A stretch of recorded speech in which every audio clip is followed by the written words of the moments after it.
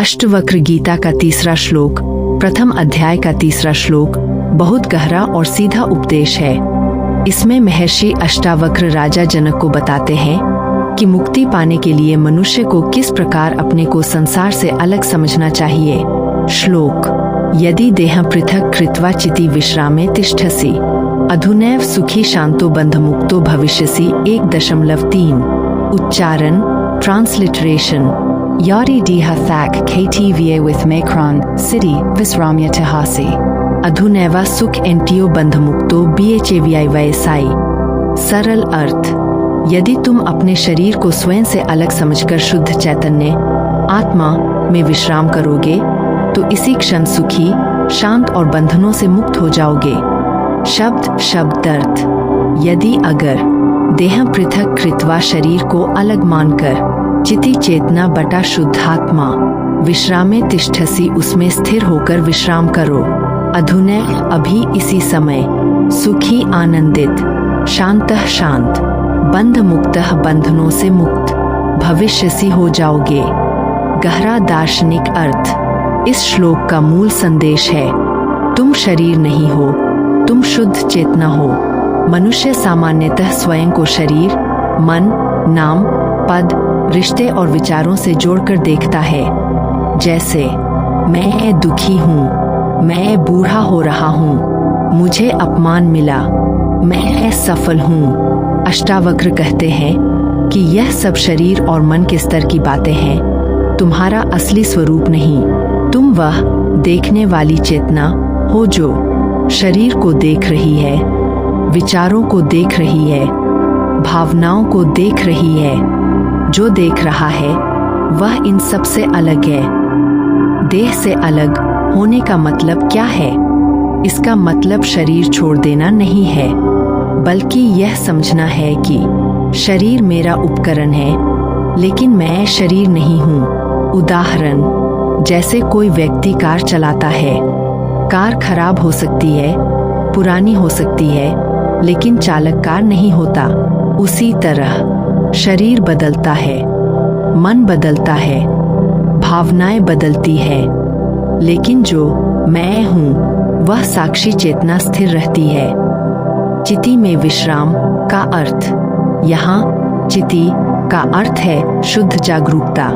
जब मनुष्य बाहरी पहचान छोड़कर केवल साक्षी भाव में रहता है कि विचार आ रहे हैं, भावनाएं आ रही है, शरीर कार्य कर रहा है, लेकिन मैं केवल देखने वाला हूँ, तो मन शांत होने लगता है। इसी को चित्त में विश्राम कहा गया है।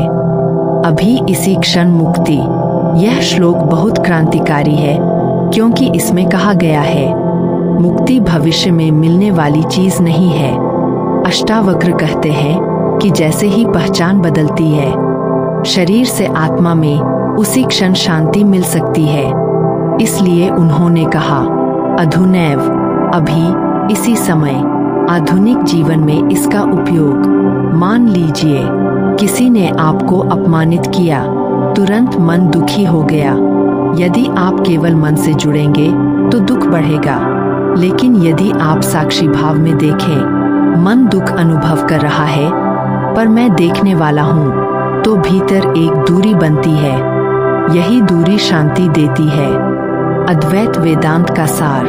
यह श्लोक अद्वैत वेदांत की पूरी शिक्षा का सार है। मैं शरीर या मन नहीं, शुद्ध चेतना हूँ। इसी समझ से भय कम होता है, आसक्ति घटती है, मन शांत होता है और आत्मिक स्वतंत्रता अनुभव होने लगती है। इस श्लोक से मिलने वाली मुख्य सीख: स्वयं को केवल शरीर मत मानो, अपने भीतर के साक्षी को पहचानो, विचारों और भावनाओं को आते जाते देखो। शांति बाहर नहीं, अपनी चेतना में है। मुक्ति कोई दूर की चीज नहीं, समझ बदलते ही अनुभव हो सकती है। मान लीजिए आप फिल्म देख रहे हैं। फिल्म में कभी दुख आता है, कभी खुशी, कभी डर, कभी लड़ाई, लेकिन स्क्रीन पर कितना भी कुछ चल रहा हो, स्क्रीन जलती नहीं, टूटती नहीं, दुखी नहीं होती।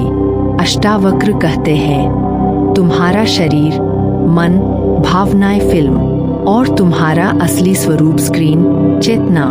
तीसरे श्लोक का मतलब यही है कि अपने आप को शरीर और मन से अलग पहचानो। आसान उदाहरण, जब आप कहते हो मेरा हाथ, मेरा सिर, मेरा मन, तो सोचो अगर मेरा हाथ है तो मैं हाथ से अलग हुआ, अगर मेरा मन है तो मैं मन से भी अलग हुआ, फिर मैं कौन?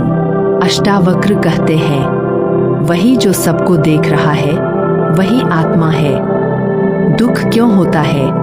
क्योंकि हम हर चीज को मैं मान लेते हैं। शरीर बीमार, मैं दुखी, कोई गाली दे, मैं टूट गया, पैसा गया, मैं खत्म हो गया।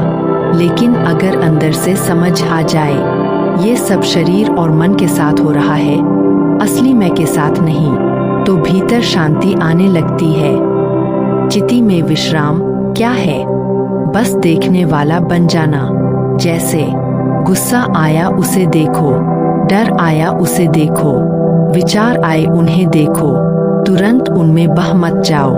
धीरे धीरे पता चलता है विचार बदल रहे हैं लेकिन देखने वाला स्थिर है। वही चिति है। छोटा सा अभ्यास, 2 मिनट शांत बैठो, फिर देखो शरीर बैठा है, सांस चल रही है, विचार आ रहे हैं। अब खुद से पूछो जो ये सब देख रहा है वो कौन है? उस देखने वाले पर ध्यान टिकाना ही इस श्लोक का अभ्यास है। श्लोक का सबसे सीधा मतलब, तुम शरीर नहीं हो, तुम शुद्ध चेतना हो। यह समझते ही शांति मिलनी शुरू हो जाती है।